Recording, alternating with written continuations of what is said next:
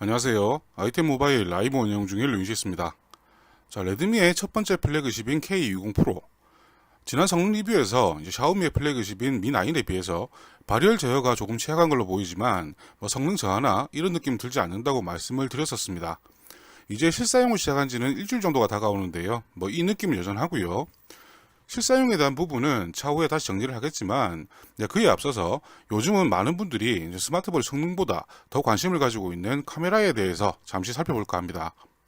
오늘은 첫 번째 주간 사진에 대한 결과를 가지고 다른 기기들과 비교를 해봤고요. 이 영상에 있는 사진들은 아무래도 유튜브의 화질 열화를 고려를 해야 하기 때문에 가급적 이 영상 디스크립션에 있는 편집 원본을 다운로드 받아서 직접 비교해 보시는 것도 좋을 겁니다. 그리고 텍스트로 빠르게 훑어보실 분들은 지금 나가고 있는 제 블로그 링크 방문해서 살펴봐 주셔도 좋을 테고요. 어찌되었든 간에 스마트폰이나 태블릿 정도가 아니라 PC 등을 이용해서 비교를 해보시는 게 조금 더 바람직할 거라 생각이 됩니다. 레드미 K60 프로는 다른 샤오미의 플래그십이나 최신 기기들과 마찬가지로 광각과 초광각 그리고 망원으로 구성된 트리플 카메라를 가지고 있는데요. 지금 사진에서 가장 상단에 있는 것이 800만 화소의 망원 카메라 Mi9 SE와 동일한 스펙을 가지고 있고요. 그 아래쪽 중간에 있는 카메라가 소니의 IMX586 센서를 사용한 1200만 화소의 메인 카메라입니다. 그리고 가장 마지막에 있는 것이 1300만 화소의 초광각 카메라고요. 이 또한 샤오미 Mi9 SE와 동일한 스펙을 가지고 있습니다. 지금 보시다시피 그냥 샤오미의 Mi9 SE와 카메라 스펙에 있어서는 동일하다 생각을 해주시면 될 것 같고요. 앞서 Mi9과 Mi9 SE 또한 리뷰를 진행했었지만 스펙이 조금 부족한 Mi9 SE가 Mi9은 물론이고 타사 플래그십들과 견주어도 뛰어난 성능을 보여주고 있었기 때문에 같은 스펙의 K20 프로 또한 기대를 가질 수밖에 없을 것 같습니다. 자, 과연 결과는 어떨까요? 샤오미 Mi9 그리고 Mi9 SE와 같은 스펙을 가지고 있는 광각 카메라는 4개의 센서를 하나로 합쳐서 1.6 마이크로미터에 1200만 화소의 촬영을 하도록 구성이 되어 있습니다. 자, 그렇지만 이 센서 중 하나를 사용을 해서 4800만 화소 촬영 또한 가능한데요. 대부분 1200만 화소 촬영을 하시겠지만 높은 해상도의 사진이 필요할 때는 별도의 4800만 화소 모드로 촬영을 해서 사용을 할 수도 있습니다. 다만 광량이 충분한 곳에서는 지금 보시는 것과 같이 꽤 훌륭한 품질의 사진을 촬영할 수 있는데요. 사용되는 센서 사이즈가 작아지는 만큼 저조도에서는 아무래도 품질이 취약해질 수밖에 없고요. 주변 상황과 용도에 맞춰서 조절해서 사용하는 지혜가 필요할 걸로 보입니다. 이제부터 보실 사진들은 각 제조사별 기본 설정에 그리드 정도만 추가해서 촬영이 되었고요. 레드미 브랜드라고는 하지만 플래그십으로 출시가 된 제품인 만큼 광각 카메라는 샤오미 Mi9과 삼성 갤럭시 S10 에센셜 정도와 비교를 해보겠습니다. 자, 가장 먼저 앞서 보신 사진에서 1200만 화소 광각 사진에 중앙 우체통을 크롭 해봤는데요. 비교적 단조로운 피사체 K20 프로는 물론이고 Mi9 또한 괜찮은 사진이지만 HDR이 적용이 되어서 대조가 선명한 갤럭시 S10 에센셜에 비해서 조금 부족해 보일 수도 있습니다. 이런 사진은 사실적인 표현을 좋아하느냐 아니면 이뻐 보이는 사진을 좋아하느냐 개인 선호도에 따라서 평가가 다를 거라 생각이 되는데요.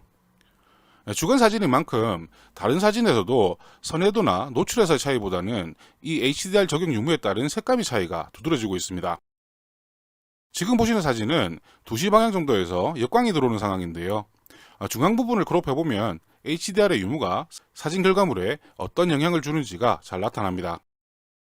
HDR이 적용된 삼성 갤럭시 S10 에센셜의 경우에는 역광 상황에서도 초록색 바탕에 자전거가 K20 프로나 Mi9에 비해서 확실히 드러나는 걸 확인할 수가 있는데요.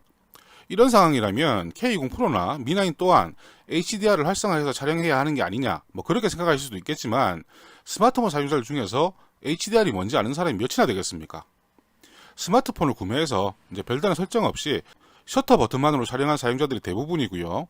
이 리뷰는 오로지 그런 상황에서 성능 비교가 어느 정도인지 초점을 맞추고 있는 겁니다.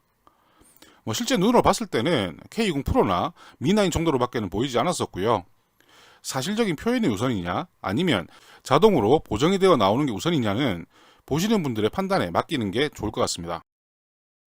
그렇다고 이 HDR 적용이 언제나 사진의 품질을 좋게 만들어주는 건 아닌데요.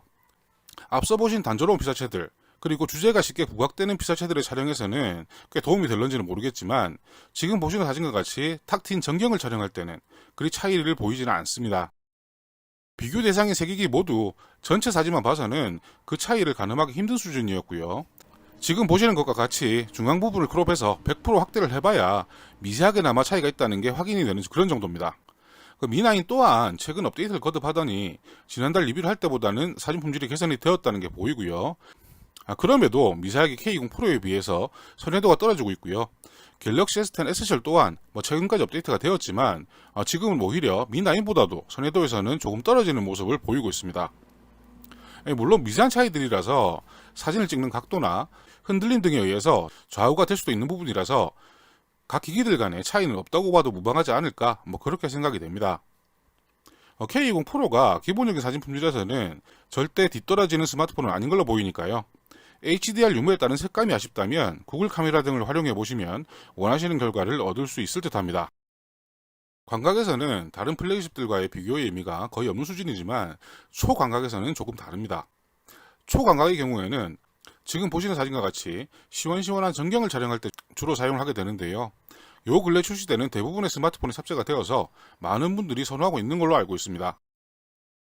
Mi9은 광각 카메라 사진에서는 조금 개선이 되었는데요. 그런데 이 초광각은 이전과 전혀 다를 바가 없었고요. 그래서 이전 리뷰에서 Mi9보다 더 나은 결과를 보였던 Mi9 SE와 비교를 해봤는데요. 업데이트 후에 조금 개선이 되었다 생각을 했습니다만은 갤럭시 S10 에센셜 또한 초광각은 여전히 비교의 의미가 없습니다. 반면에 Mi9 SE의 초광각 사진은 품질이 무척 괜찮다고 말씀을 드렸었는데요. K20 프로는 같은 스펙의 카메라를 탑재하고 있으면서도 사진 품질에 있어서만큼은 Mi9 SE보다도 더 뛰어나다는 걸 쉽게 확인할 수가 있습니다. 지금 보시는 사진으로는 Mi9 SE와 K20 프로 간의 차이가 크게 부각되지 않을 수도 있는데요. 다른 장면을 촬영을 해봐도 초광각의 시원시원함을 잘 느낄 수가 있고요.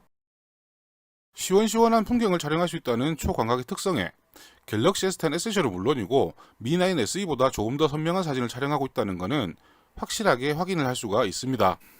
누군가는 갤럭시 S10 에센셜 리뷰를 하면서 자기가 지금까지 경험했던 초광각이 다 이 갤럭시 S10 에센셜보다 더 흐릿한 사진이라고 얘기를 하는 걸 보기도 했었는데요. 제가 경험이 부족해서 그런 건지는 몰라도 플래그십들 중에서는 아직 갤럭시 S10 에센셜의 초광각 사진만큼 품질이 떨어진 스마트폰은 보지를 못했습니다. 이제 곧 휴가철이 다가오는데요. K20 프로의 이 초광각 촬영 성능은 여행을 갈 때 그 빛을 발하지 않을까 생각이 되는데요. 최소한 주간 사진에서만큼은 크게 아쉬움이 없을 거라 생각할 수가 있겠습니다. 자, 그렇지만 광각이나 초광각보다 더욱더 놀라운 것은 망원과 이 망원 카메라의 심도를 이용한 인물 모드였는데요. 지금 보시는 사진은 인물 모드로 촬영이 되었지만 망원 카메라는 심도 측정으로 사용이 되었고요. 1200만화소의 광각 카메라로 촬영이 된 사진입니다. 자, 망원으로 촬영을 한다 하더라도 화소와 배경 흐름의 차이는 발생을 할지언정 사진 품질에서는 차이를 느끼지 못했고요. 이 망원과 인물 모드 사진은 Mi9과 Mi9 SE 모두 비교는 의미가 없는 수준이라서 아이폰 XS 맥스의 인물 모드와 비교를 해봤는데요. K20 프로는 촬영 후 갤러리에서 배경 흐림 정도를 조절이 가능한 만큼 배경 처리가 문제가 되는 것도 아니고요. 아이폰 XS 맥스와는 색감의 차이에 따라 선호도가 갈리는 그런 정도의 사진이 아닐까 생각이 됩니다. 자, 스마트폰의 성능뿐만 아니라 주간 사진에서도 이제는 그 우열을 나누기 힘든 시절이 되어가고 있습니다. K20 프로 또한 중보급기의 대명사인 레드미의 플래그십 스마트폰이지만 다른 플래그십들과 어깨를 나란히 하는 정도의 사진 품질로 보이고요. 물론 바다가 끼어있는 사진들이 대부분이라서 그런지 전체적으로 옅은 푸른빛을 띈다는 점이 조금 아쉽긴 합니다. 자, 그렇지만 그 외에는 딱히 나무랄 곳이 보이지는 않고요. 이 외에도 여러 사진들을 찍어봤지만 Mi9보다 뛰어난 건 물론이었고요. 여전히 Mi9보다 뛰어난 사진을 촬영하고 있는 Mi9 SE보다는 초광각 등에서 부분적으로 뛰어난 성능을 보이고 있는 만큼 지금 시점에서는 샤오미, 레드미 스마트폰들 통틀어서 주간 사진만큼은 최고의 성능을 가진 스마트폰이 아닐까 그렇게 생각할 수가 있습니다. 그리고 포코폰의 계보를 잇는 모델로 소문이 나기도 해서 포코폰과의 비교를 해달라는 분들도 있으셨는데요. 포코폰은 이미 Mi9 SE에 비해서도 카메라 성능이 떨어진다고 말씀드렸었고요. 그러니까 그걸 기준으로 가늠을 해보시면 좋을 것 같습니다. K20 프로의 선회도와 Mi9 SE의 색감이 결합한다면 사실적인 표현을 저하는 제 취향에는 딱인데요. 어찌 안 되려나 모르겠습니다. 자, 주간 사진 리뷰에 이어서 야간 사진 리뷰도 진행을 해야 하는데요. 안타깝게도 지난 주말부터 제 PC가 반란을 일으켜서 자료 정리와 작성이 조금 늦어지고 있습니다. 조금 더 늦어질 수도 있으니까 이 부분은 양해 부탁드리고요. 최대한 빨리 정리를 해서 다시 찾아뵐 수 있도록 하겠습니다. 그럼 오늘 여기서 마치겠습니다. 감사합니다.